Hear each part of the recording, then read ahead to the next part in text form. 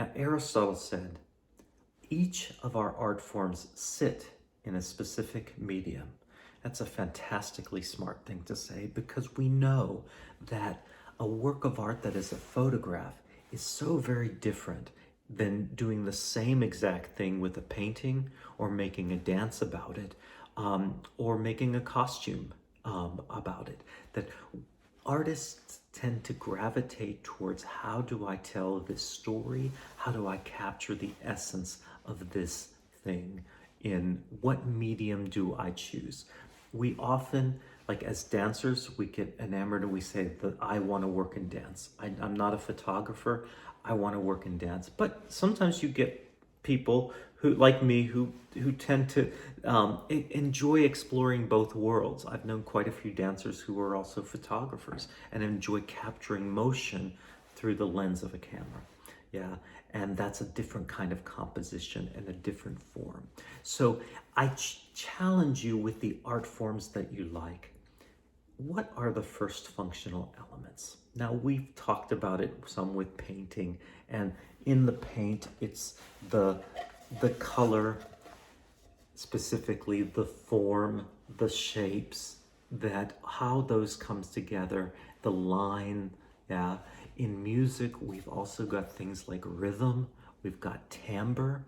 Timbre is an interesting word because that's how we know that a flute and a piano can play the same exact note, but they sound so divergently different because it's the timbre of the instrument that makes the difference in sound. Yeah, well, that's why we know whether something is a woodwind and it's a wind instrument, or whether it's a string instrument, or whether it's a percussive instrument. Yeah, so timbre is quite interesting. There's also pitch. There's also the dynamics that come in music.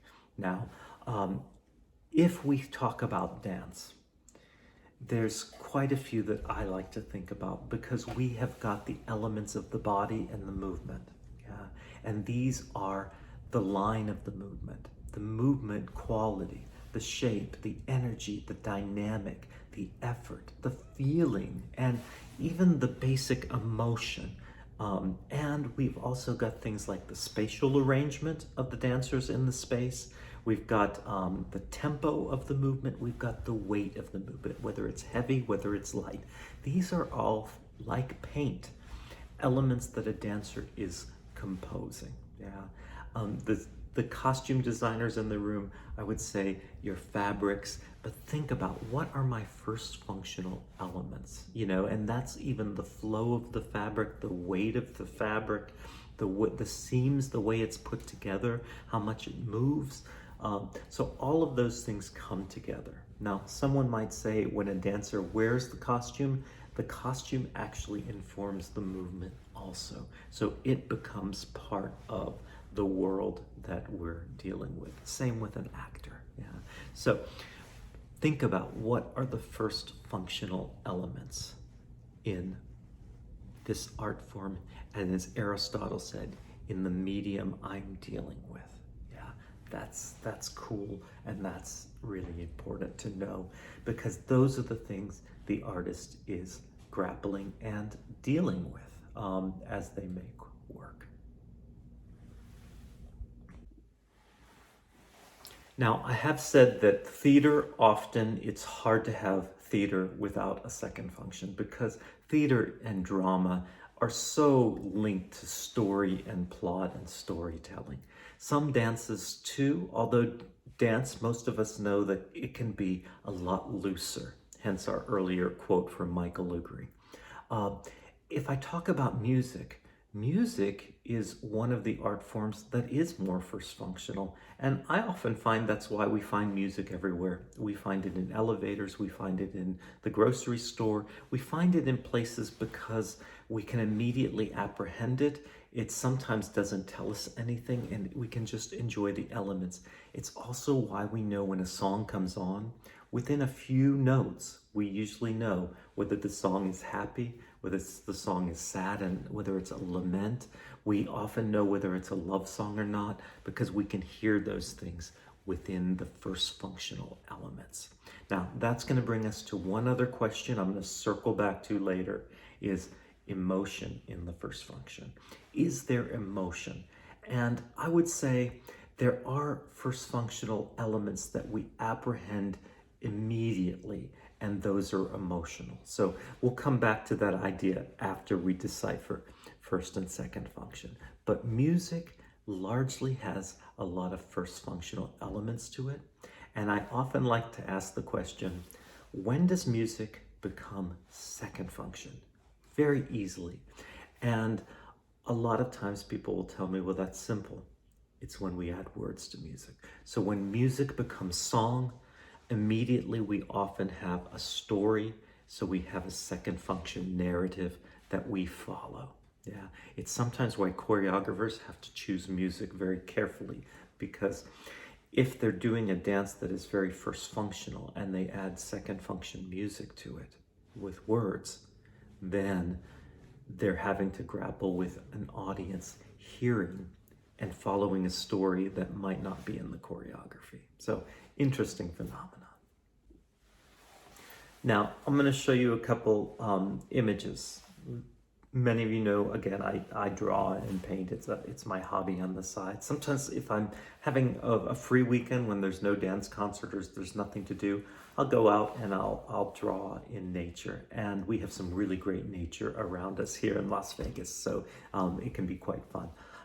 Here's a couple images that I'll show you of our Las Vegas desert that I've drawn. And you can tell from the images that I chose a rather first functional way of getting at the locations. Some people might even know that one of these images here, this one, is Valley of Fire.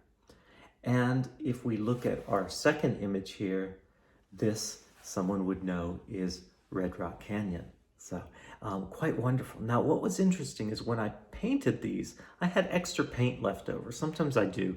And when I do have extra paint, sometimes I'll use that paint to do an abstract, a more abstract thing. So rather than throw the paint away, I'll say, what would it be like to take this painting and make it more first functional?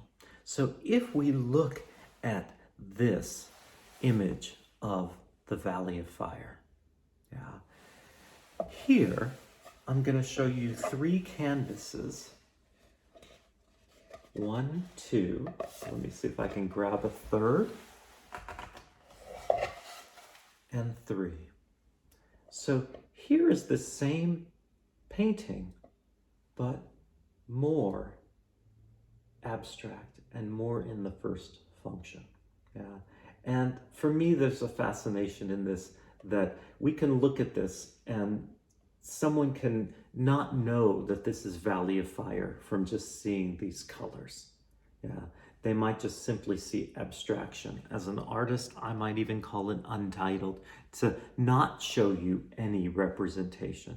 But they're interesting when we see these images, this and the other, next to each other. You get that sense of you're starting to see that scale we talked about, where an artist can choose whether I'm more abstract or I go more abstract, kind of like our Mondrian, or whether I become more second functional, kind of like our Botticelli. Yeah.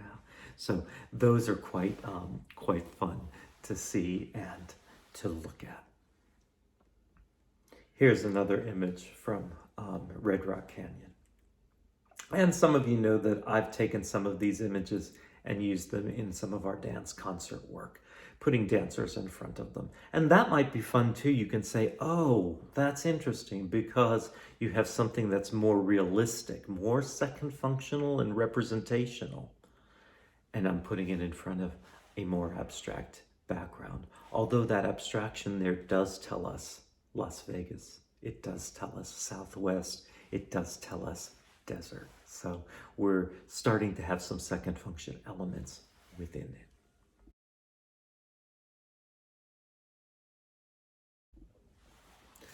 And finally, in our idea of these puzzles, sometimes I say, look closely. Every painting can be like a puzzle. Can you look at a painting and look at it closely in the first function? I'll show you a couple of images. And sometimes to do this, I say go in close, look close, because when you go in close to the canvas, that's where you see what the artist did. That's where you see the color. That's where you see the brushstroke. So these first couple images here and here, often when I show them, someone in class knows the name of this painting, and they know that this is Starry Night by Van Gogh. Yeah, famous painting, and most people understand his work and his style because they've seen these wide brushstrokes, even his sense of colors. You know, when he did Starry Night, he returned to this blue and this gold color, and he had used those before. So sometimes artists, they find colors that they like and they put them together, much in the same way that we can put our clothes and we can find the colors that we like and say, I like how these colors go together. And sometimes if we look at my tie, for example, and even these colors, someone might say, oh, that's very autumnal. We like those colors because they remind us of a season. So there are times when specific colors become part of what we think of as holidays and part of what we think of as even seasons. There's seasonal kinds of colors that we look at, whether that's a spring color, a summer color, or an autumn color. Yeah, that becomes sometimes important in fashion. I have an actor friend that has even told me I'm a winter.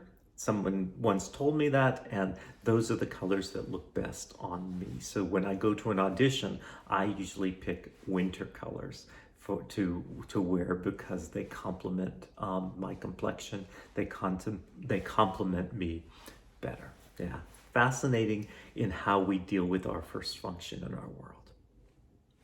This one stumps people a bit.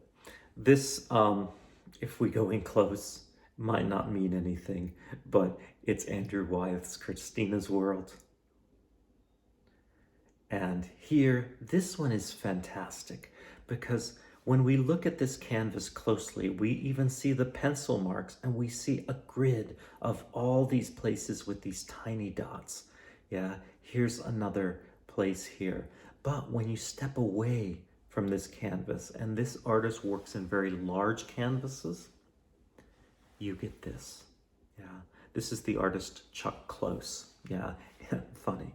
When you're close to a Chuck Close, you see one thing. When you step away, all of the dots suddenly look like pixels, and our eye puts them together and they look like a photograph. Yeah, fantastic in its first function and fascinating and fantastic and beautiful in its second.